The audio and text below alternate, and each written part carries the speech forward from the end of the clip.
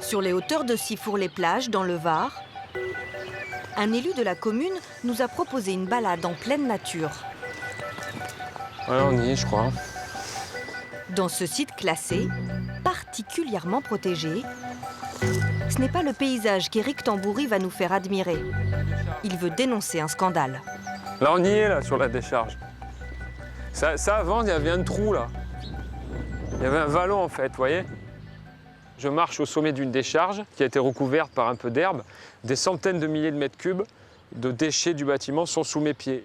Donc ici, on voit bien que les camions sont venus remblayer le vallon en gagnant finalement sur la forêt au point d'ensevelir les arbres. Voici la cime des arbres gagnée par une décharge. Encore un peu et on voit que les dernières feuilles de l'arbre sous les déchets. Pendant 20 ans, en toute illégalité, des entrepreneurs y ont déversé des gravats, des pierres et de la terre provenant de chantiers de construction ou de démolition. Et même de curieux vestiges. C'est une colonne, certes, mais pas une colonne d'un temple gréco-romain. C'est la colonne donc d'un ouvrage public qui a été démoli avec l'argent des contribuables. Mais l'argent des contribuables n'a pas servi à payer la décharge. Par contre, elle a bien servi à l'entrepreneur qui se l'est mis dans la poche et qui, entre-temps, s'est débarrassé de tout ça dans la forêt. Cette colonne provient d'une passerelle qui surplombait une grande avenue de sa commune. Détruite en 2004, elle aurait dû atterrir dans une décharge autorisée. L'entrepreneur de la démolition s'y était engagé. À l'époque, toute l'opération est filmée par un amateur. Sur cette vidéo, on voit les pelleteuses en action, puis l'une de ces colonnes atterrir dans un champ. Rien à voir avec ce qui était prévu dans le contrat. Alors ici, l'originalité, c'est que le forfait est signé. D'habitude, dans une décharge, on a des déchets non identifiables. On ne sait pas de quel chantier ils proviennent. Là, en l'occurrence, on sait parfaitement que cette colonne vient d'un ouvrage public de la ville. Donc on peut savoir quelle est l'entreprise qui l'a mis là. C'est donc d'une rareté exceptionnelle. Éric Tamboury, le conseiller municipal, est en guerre contre son maire. Il lui reproche son inaction face à l'entrepreneur indélicat, selon lui. Le maire avait toute puissance pour demander à l'entrepreneur voyou de venir récupérer ces saloperies, si j'ose dire, et de rembourser l'argent qu'il nous a pris pour faire ce qu'il n'a pas fait. Pourquoi le maire de Sifour, Jean-Sébastien Vialat, n'a-t-il pas porté plainte contre l'entreprise de démolition? Joint par téléphone, un de ses collaborateurs oppose une fin de non-recevoir à notre demande d'interview. Écoutez, monsieur Vialat ne souhaite pas s'exprimer. Pourquoi? Je n'ai pas à vous donner de raison qui lui appartiennent. C'est tout, madame. Voilà. Je suis désolé. Nous n'aurons pas plus de succès auprès de l'entrepreneur. C'est au sujet du chantier à Sifour sur la passerelle. Il n'a pas pour habitude de recevoir des journalistes, monsieur Bassénard. On peut changer ses habitudes. Allez, je prends vos coordonnées et je vous rappelle. Voilà, 77, 68. Il ne nous a jamais rappelé. En 2011, 7 ans après les faits, une instruction a été ouverte pour des infractions au droit de l'environnement et de l'urbanisme. Elle est toujours en cours. Des déchets de chantier déversés en pleine nature, des élus pas toujours très actifs pour combattre ces atteintes à l'environnement, des pouvoirs publics qui semblent dépassés. Il y a 2 ans, nous avions déjà dénoncé ce scandale des décharges illégales du BTP dans le Var. La réalité que nous avions découverte dépassait l'imagination.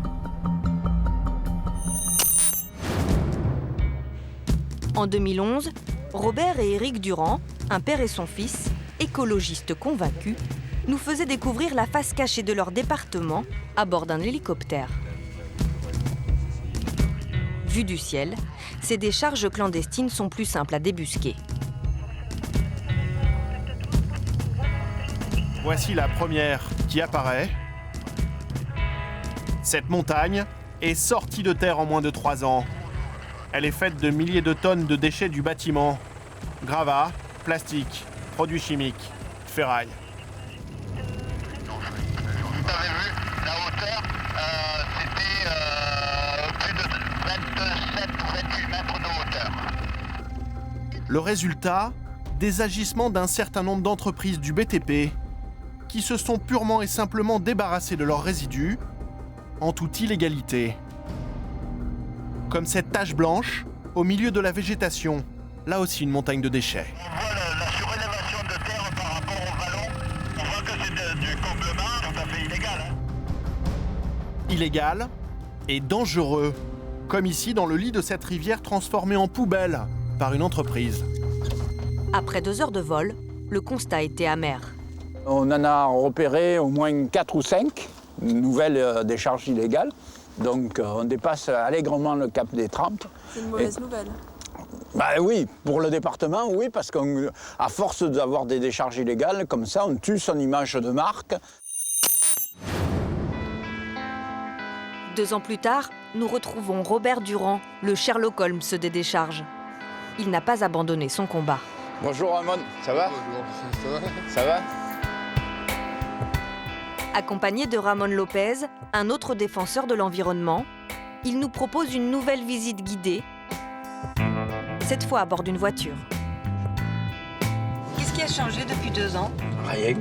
Rien n'a changé, tout a continué. Il y en a de nouveau. La seule Il y en a de différence, plus en plus. c'est surtout dommage pour l'environnement dans le Var. Hein. Parce que là, ça continue à polluer partout. Depuis notre premier tournage, Robert affirme avoir découvert plus d'une dizaine de nouveaux sites. Une tache au loin attire son attention.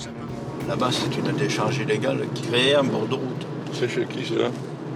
C'est un domaine agricole. Ils ont mis d'abord des déchets du BTP, du béton et autres, et puis après, maintenant, ils en recouvrent de terre. Robert et Ramon ont entendu parler de nouveaux dépôts illégaux derrière les murs de ce circuit automobile. Là, c'est une succession de décharges illégales d'entreprises ou de petites entreprises ou de particuliers.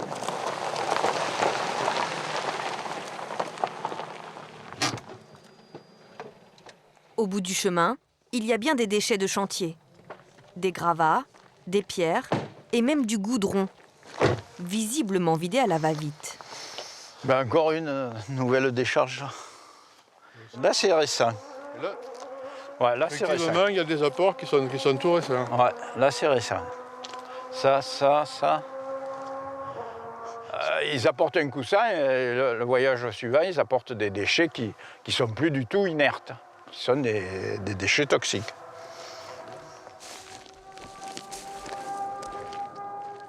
Ouais, regarde. Là, il y en a. Ça, c'est une buse de regard d'égout. Là, il y a des morceaux de chenilles de mini-pelle. Selon eux, ces dépôts sauvages sont représentatifs des nouvelles méthodes des entreprises du bâtiment. Trop grosse décharge, trop visible, et c'est un peu grâce à votre reportage d'ailleurs, ils ont eu quand même quelques ennuis. Alors la tendance actuelle du bâtiment et des travaux publics, c'est de disséminer leurs déchets en décharges de taille plus modeste, qui passent soit inaperçues, soit de toute façon ne sont pas verbalisées. Des voisins, des informateurs leur signalent parfois ces petites décharges. Je plains les mecs qui habitent à côté. Hein. Pour les traquer, ils ont aussi une autre méthode. À la sortie des chantiers, ils pistent les camions. Ce matin, ils ont repéré des travaux près de Toulon. Là, on voit un chantier, il y a des camions qui sont chargés qui sont en train d'être chargés de déchets. Où les chauffeurs vont-ils déverser leurs gravats? Robert et Ramon décident de suivre un camion le plus discrètement possible. Le militant écologiste utilise certaines ruses policières. Qu'est-ce que vous faites là? Je laisse passer quelques voitures. Voilà. Pourquoi? On met quelques voitures entre nous. Si ça s'aperçoivent, on a vu qu'à ce moment-là, ils se dévient de leur route, quitte à revenir sur leur propre chantier. Robert craint d'être repéré et de ne pouvoir prendre le chauffeur en flagrant délit. Vous n'êtes pas devenu un petit peu parano? Non. On est malin. Il n'y a pas un échange légal. Après une demi-heure de filature discrète, le camion emprunte un chemin. Ah ben il y en a une nouvelle. Regarde. Regarde où il va.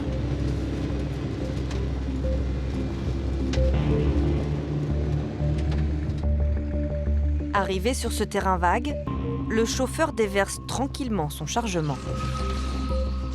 Vous avez le droit de décharger là? Moi, demandez au patron des camions, hein. Moi je suis un chauffeur. Hein. Moi si je viens ici, c'est que j'ai autorisation. Hein. Vous savez si c'est une décharge légale ou pas? C'est pas la peine de me cuisiner. Moi je suis au courant de rien. Moi on me dit de venir vider là, c'est tout. Un autre camion arrive sur le site.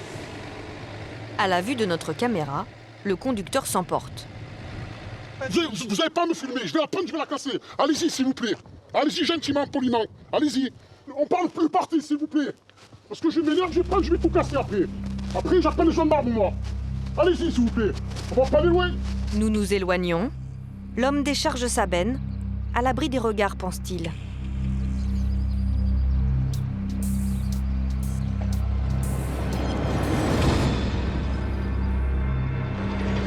À peine le camion parti, Robert et Ramon viennent jeter un œil. Là, il y a de tout. C'est des déchets du BTP. Ça vient d'une déconstruction, ça vient d'une maison, d'une démolition, d'une habitation. On ne sait même pas qu'est-ce qu'il y a exactement là-dedans. Comment cette décharge a-t-elle pu s'ouvrir? Officiellement, le propriétaire nivelle son terrain avec des gravats pour pouvoir installer des panneaux solaires.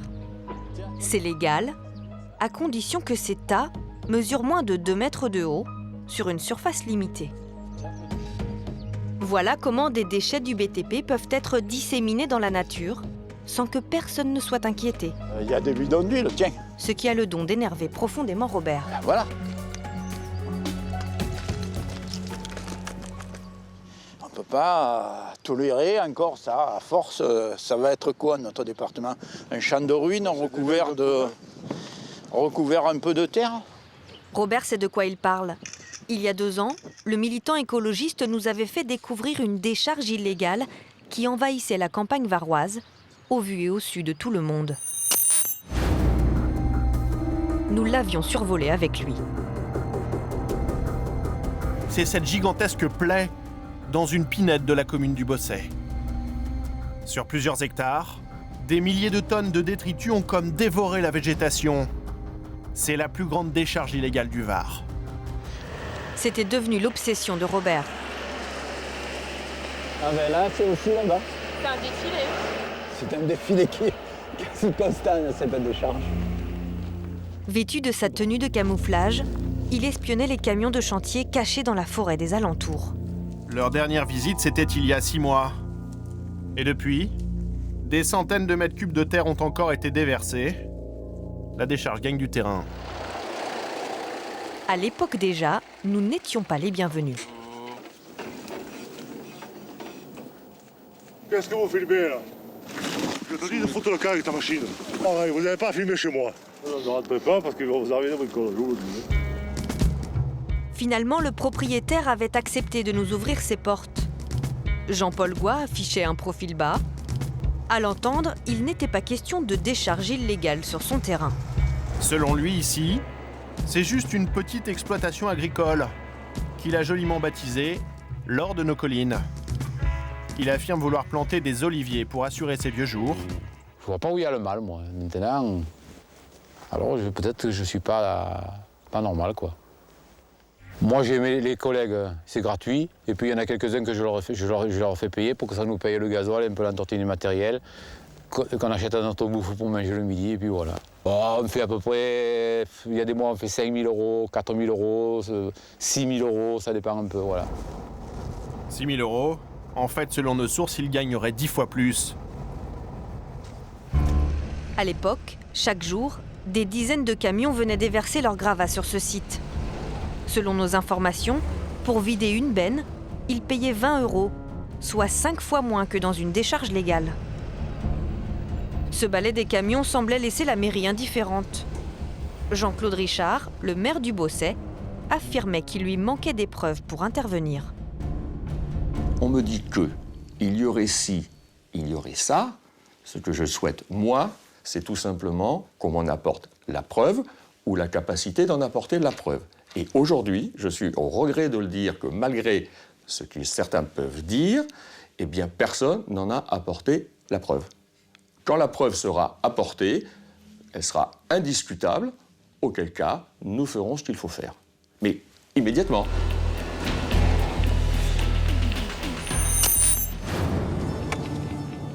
Il aura fallu 1 an et demi pour que monsieur le maire, qui refuse aujourd'hui de nous parler, interdise toute activité sur le terrain de Jean-Paul Goy.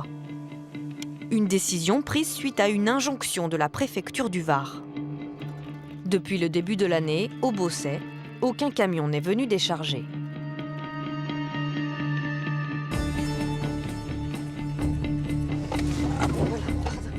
Nous avons rendez-vous avec Jean-Paul Goy. À l'heure dite, il nous attend à l'entrée de sa propriété. Je crois que vous êtes venu pour rien, hein, Pourquoi? parce qu'on ne filmera rien. Pourquoi? Il hésite. Il n'a pas apprécié le premier reportage. Je n'ai pas confiance à l'émission que vous avez fait l'autre fois et celle que vous risquez de faire aujourd'hui. Après 1 heure de négociation, il accepte finalement de nous emmener sur ses terres.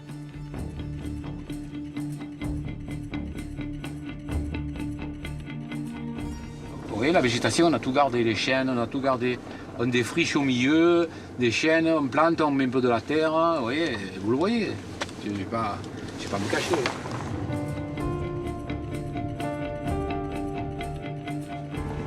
Et ces bus qu'on veut faire une petite toiture dessus.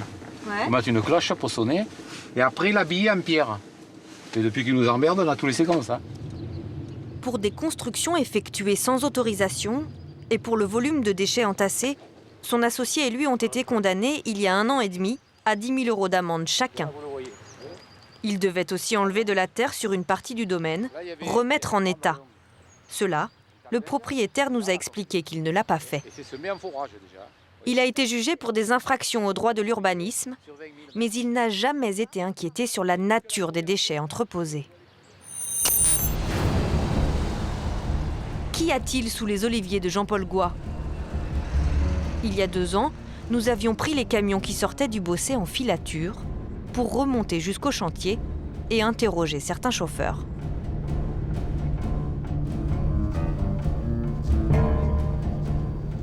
On a jeté des choses.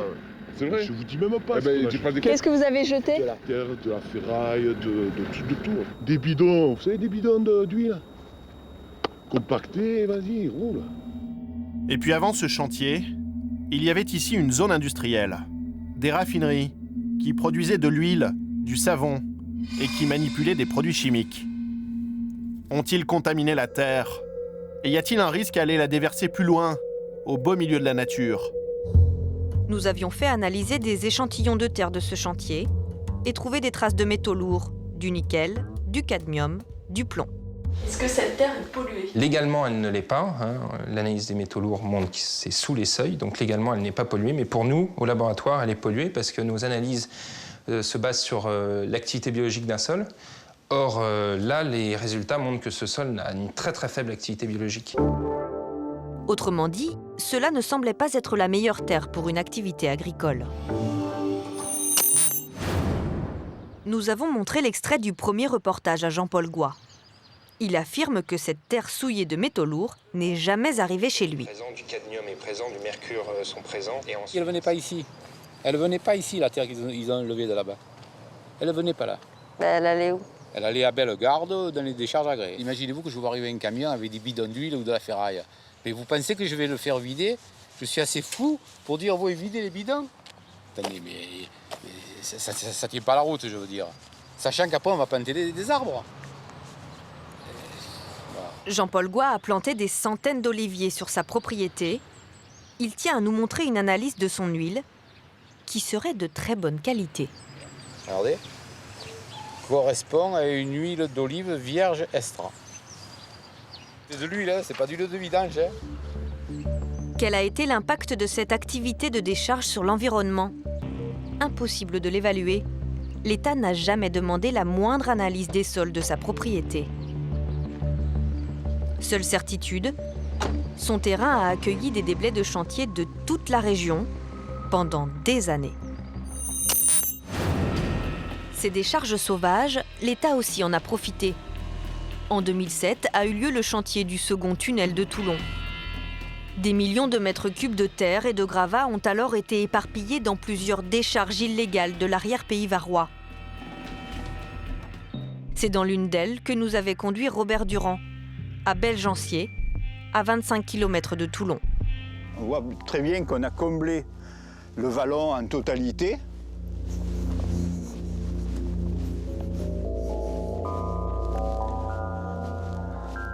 Ben là, il y a bien 7 à 8 mètres de hauteur de déblai.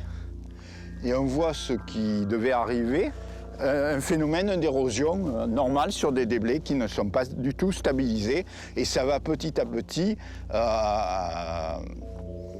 combler le fond du vallon et toute la végétation va disparaître. Le terrain appartient au maire de Belgencier. Il y a 2 ans, il avait refusé de nous recevoir. Aujourd'hui, monsieur le maire va nous faire visiter sa propriété. Sous ces beaux oliviers, des déblais de chantier, dont ceux du tunnel, recouverts de terre sur 15 mètres de hauteur. Voilà, des oliviers de 3 ans. De 3 ans, alors on le met goutte à goutte. Même si c'est un arbre qui supporte bien la sécheresse, quand même les premières années, lorsqu'on lui donne un peu à boire, eh bien il en profite. Regardez la taille d'olivier de 3 ans. C'est du goudron? Il y en a un petit peu là, il y en a un petit peu. Là aussi? Oui, ouais. C'est les terres qui ont été apportées à ce moment-là. Voilà. Son terrain se situe dans un périmètre qu'on appelle Natura 2000, une zone protégée. En principe, avant toute modification du paysage, une étude d'incidence environnementale est obligatoire. Ici, les services de la préfecture ne l'ont jamais demandé. Il y a 2 ans, nous avions enquêté sur cette affaire et cherché à comprendre si l'État avait accordé un passe-droit pour le comblement du vallon de monsieur le maire. À la préfecture, nous avions contacté une personne proche du dossier. Son explication est pour le moins alambiquée. L'autorisation de défrichement a été accordée en sachant qu'effectivement cette zone était en Natura 2000.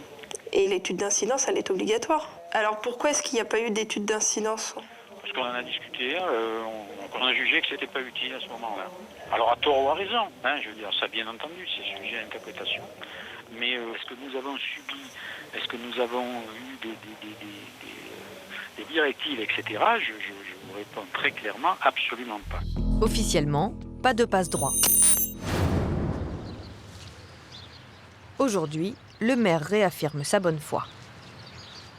Mais je vous explique que j'aime mon pays, moi, que je suis d'ici, que je vis ici, que je ne cherche pas du tout à l'abîmer, qu'au lieu de là, je pourrais avoir 40 villas au prix où ça se vend ici. Vous avez vu? Il y a l'électricité, il y a l'eau, la route de 6 mètres. Je suis chez moi. Je suis le plus gros propriétaire, j'aurais pu très bien, tant que maire, bien me servir. Je ne l'ai pas fait. Pas 1 mètre carré de constructible. Le maire et ses associés, des professionnels du bâtiment, sont aujourd'hui poursuivis devant le tribunal correctionnel, notamment pour avoir entassé trop de déchets sur ce site. Visiblement, notre interview ne lui laissera pas de bons souvenirs. Pas facile, hein. Je suis avec les journalistes, là, putain, je suis dans une belle merde. Hein. Bruno Écart n'est pas le seul propriétaire à avoir accueilli des déblais du tunnel de Toulon. L'État a-t-il été négligent dans la gestion de ce chantier? À la préfecture, notre interlocuteur de l'époque semblait embarrassé par cette question. Ce qui est très contradictoire, c'est que ce soit l'État qui soit maître d'ouvrage et maître d'œuvre de ce chantier et que, effectivement, on se retrouve, nous, comme beaucoup de gens, à avoir des déchets un petit peu qui traînent un peu partout, quoi. Voilà. Pas forcément en pleine légalité. Écoutez, en tout cas, ça pose un certain nombre de problèmes, c'est évident. En 2011, la préfecture n'acceptait aucune interview officielle. Aujourd'hui, le secrétaire général nous reçoit. Il ne s'exprime pas sur ses affaires anciennes. Il affirme que la lutte contre les décharges est devenue une priorité et qu'elle doit être collective. Nous, pour agir, pour faire un PV d'infraction, il faut qu'on soit informé de l'existence de cette illégalité. C'est donc, bien évidemment, pour faire ce constat, qu'on demande aux élus, aux maires, aux associations et aux riverains de nous aider à faire ces constats et à découvrir ces poches d'illégalité. En cas de signalement, la préfecture affirme envoyer systématiquement des fonctionnaires sur le terrain. Ce matin-là, Serge L'Hôtelier et Jean-Pierre Laborde partent surveiller l'activité d'une décharge qu'ils pensent illégale. Ils travaillent pour les services de l'urbanisme et de l'environnement. Là, je pars un petit peu à l'aventure. Je ne sais pas du tout ce que je vais trouver sur le site. On est sur la bonne route et sur la bonne piste. Regarde, tiens. Des camions sur la route étroite. La décharge est proche.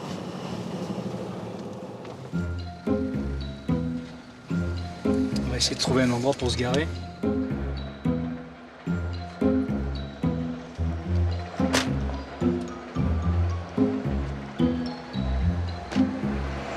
Et la première impression, ça vous donne l'impression de quoi? Deux choses assez importantes. Donc on va identifier tout ça. Donc la première des choses, on va se présenter.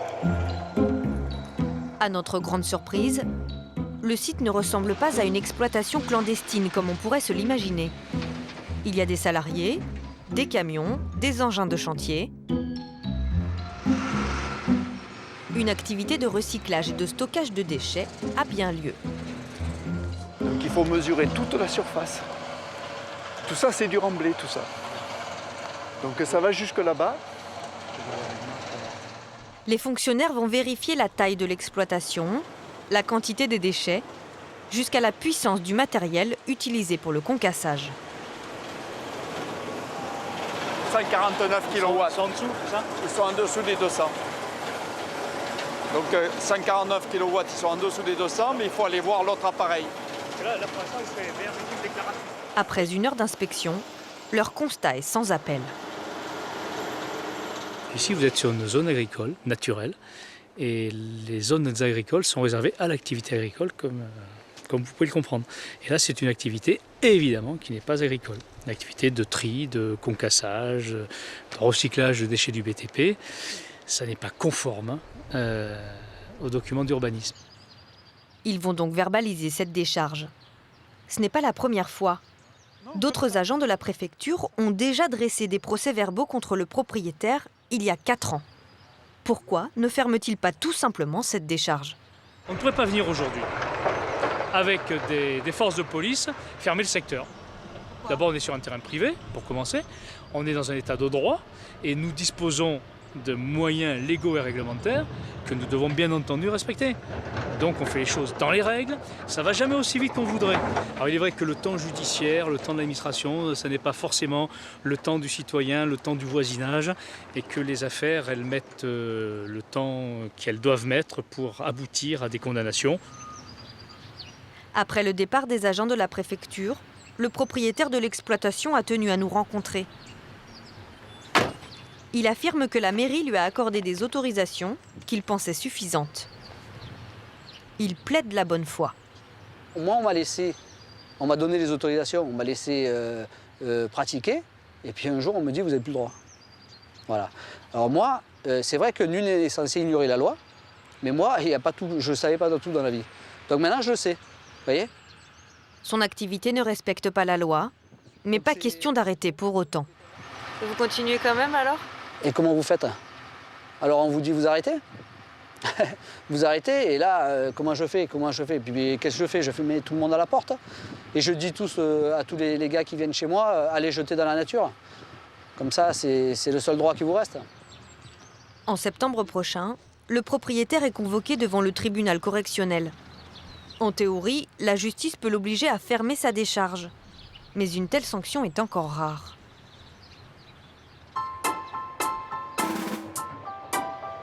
La multiplication de ces sites illégaux est-elle une fatalité dans le Var? L'une des solutions serait tout simplement de mettre les gravats dans des décharges légales, comme ici. Problème, il n'y en a que 4 dans le département. T'as quoi dans le camion? des pierres avec de la terre. Je jette un coup d'œil.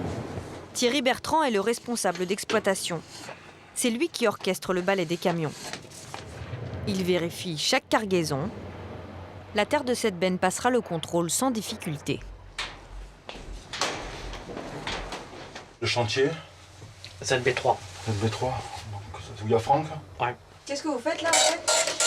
Je crée un ticket pesé où dessus apparaît la date, l'heure d'arrivée, l'immatriculation du véhicule, le numéro et le nom du chantier. Un ticket de pesée pour établir la traçabilité des déchets. Les vérifications ne s'arrêtent pas là. Thierry va inspecter la benne une deuxième fois au moment du déchargement. On n'accepte pas plastique, morceaux de verre, de fer. C'est bon là? Les matériaux sont parfaits. Là. Bon, bah, ok. Ces gravats seront recyclés. La pierre concassée pourra être réutilisée sur des chantiers. Le reste sera stocké sur place, selon un schéma très réglementé. Donc on doit monter jusqu'à cette hauteur et épouser la forme qui existe. Donc c'est-à-dire qu'on va monter en haut de la falaise au bout là-bas et revenir en pente douce jusque sur le chemin en bas. Cette installation a une particularité. Elle appartient à un groupe de BTP qui réserve à ses propres camions le droit de déverser ici. Elle n'est pas ouverte à l'extérieur puisqu'en plus la capacité est quand même limitée, l'exploitation dans le temps limité, donc on préfère garder cet atout pour nous. Mais alors ils vont où les autres? Sur les sites, dédiés. Il n'y en a pas beaucoup. Bah, écoutez, après chacun va là où il veut, où il peut. Un sourire qui semble vouloir dire que le problème des décharges illégales dans le Var est loin d'être résolu. Le Conseil général s'est bien saisi de la question. Dans son plan de gestion de déchets, il prévoit d'ouvrir de nouvelles décharges légales, mais les premières propositions ne sont pas attendues avant 2015.